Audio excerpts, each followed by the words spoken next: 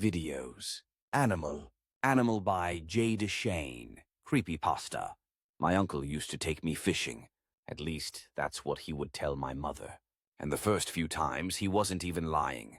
We'd actually roll up to a quiet little pond somewhere off the beaten path. Always off the beaten path.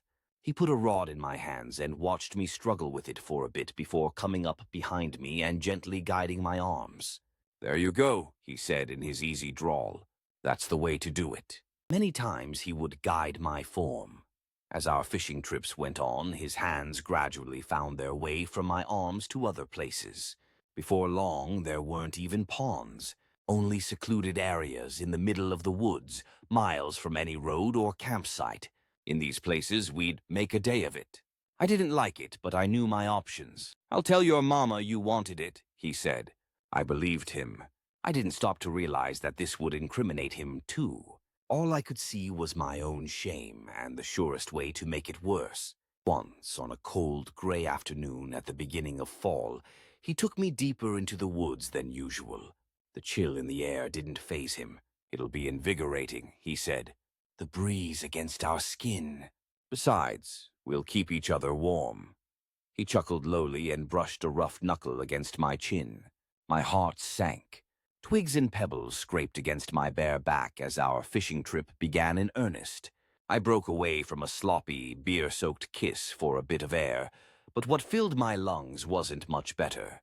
Mingling with the yeast and hops was an odor of a different kind, half vegetation, half meat, all decomposition. Something had probably died nearby, I reasoned. My uncle didn't seem to notice or care.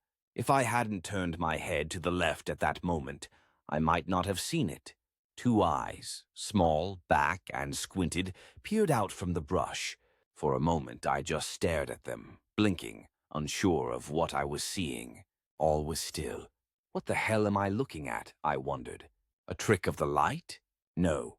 A moment later it moved and its full face came into view. It was dark and covered completely in coarse hair except for the flesh of its nose, mouth, and around its eyes. These had a shiny, black, leathery skin. My breath left me as I realized all too clearly that this, whatever it was not human. Instinct took over. "Uncle! Uncle!" I shouted, tapping his shoulder with a free hand. He turned his attention away from the flesh of my neck. "What the fuck are you hollering for?" he demanded. I pushed him off of me and pointed to the brush. "Over there!" I shouted, but it was too late.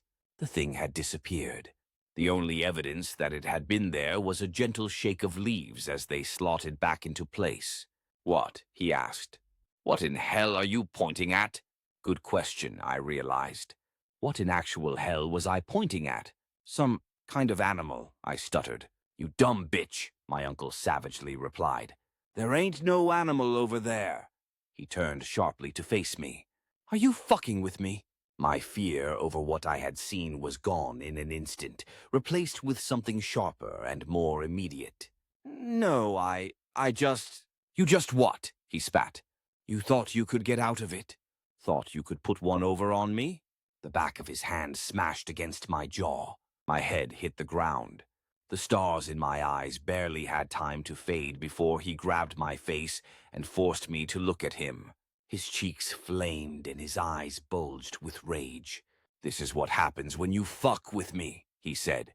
The next few moments are a blur. I hope they stay that way. Later, as I pulled my sweater back down over my scratched back, I tried to ignore the throbbing in my cheek. "What are you going to tell your mother?" I heard him ask through lips that clamped a cigarette. I paused. "Tell my mother." What did he want me to say? "Nothing," I guessed. "About your face, genius," he snapped. "She's gonna notice." I hesitated, keeping my eyes trained on his. "I'll say I fell." I waited to see if this was right or wrong. A smile crept over his lips. I was flooded with relief. "Good girl," he said. That night I sat at my bedroom mirror, trying not to feel. It was a losing battle. The reflection in the glass seemed broken to me, disgusting. The longer I looked, the more the tears threatened to flow. It was time to call in the reinforcements. I reached down and opened a drawer.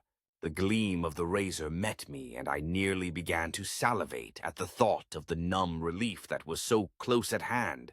Turning my attention back to the mirror, I raised my arm to examine its underside, revealing the tiny scabbed lines I'd left there so recently, 1 or 2 for each fishing trip. I frowned. There was so little room left, but I was sure I would find a spot. I always did. The blade had just barely made contact with my flesh when I heard a sound. What was it? Rustling? Shifting? I turned swiftly toward its source, my bedroom window. Instinct overpowered judgment, and I raced to look out. Nothing. All I could see was the darkness of night. And then it hit me. That smell that was somewhere between cabbage and corpse.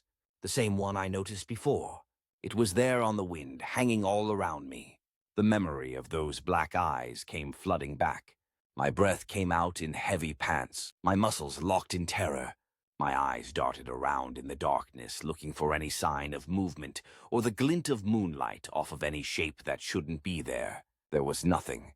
It was several minutes before I could move again. I looked down at the razor still clutched in my hand. The urge had passed, so back into the drawer it went.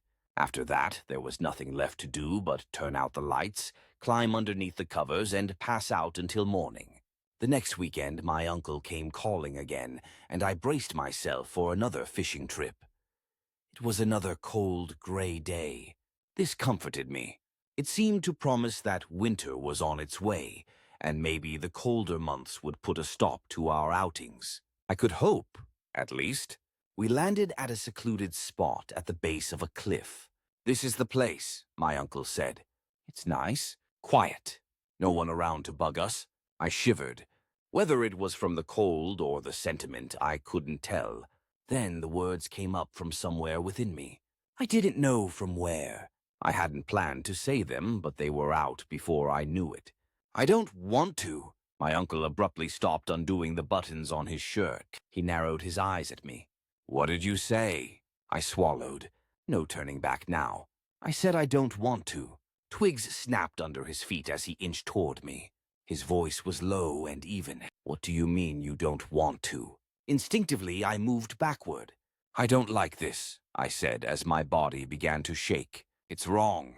My uncle closed the gap between us so quickly I lost the air from my lungs. He seized my wrist and thrust my back sharply against the rock face.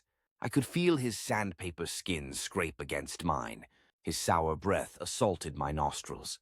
"Just when did I ever ask for your opinion?" he asked.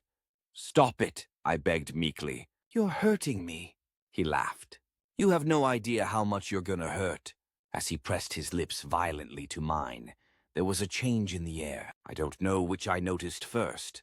It could have been that rotting smell or the pounding of feet along the forest floor as they headed straight for us. Before I could react, my uncle was ripped away from me, and there it was. The creature I had seen before.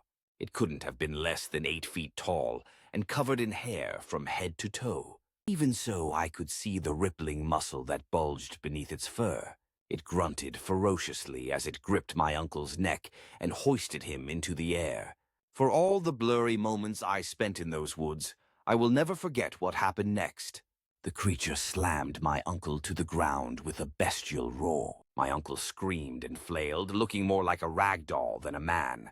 Wasting no time, the creature pounced on him. I watched, frozen, as it took my uncle's head in its hands. With one quick and deliberate jerk, it was all over. A loud crack echoed off the rocks. A family of birds bolted from a tree. My uncle fell limp. Silence fell over the scene. For a moment, neither of us moved. The beast was the first to act, rising slowly from the ground where its handiwork lay. It slowly turned to face me, and my body tensed to throbbing. All the while, that putrid smell hung in the air. This was it, I thought. This was how it would all end. Moments passed. Nothing happened. The creature did nothing but stare. Feeling my muscles start to loosen, I let myself take in and process what I was seeing. The creature's eyes seemed soft. It was almost as if it were asking me something, begging. I looked again at my uncle, lying still in the shadow cast by the cliffside. There was no sign of life. My uncle's reign of terror had come to an end. Meeting the creature's gaze once more, the strangest thought occurred to me. Did it look sorry? Worried? I don't know what made me do it, but I took a deep breath and spoke to it. I'll say he fell. At this, the creature's shoulders relaxed. Apparently needing nothing more, it turned and lumbered back the way it came. Just before it disappeared into the brush, I called out to it. Thank you. It faced me one last time and stretched its lips back, revealing a set of enormous teeth. A smile, I realized. My lungs inflated fully, and a tear of relief ran down my cheek as I watched my savior disappear into the forest. Written by J. Deschain.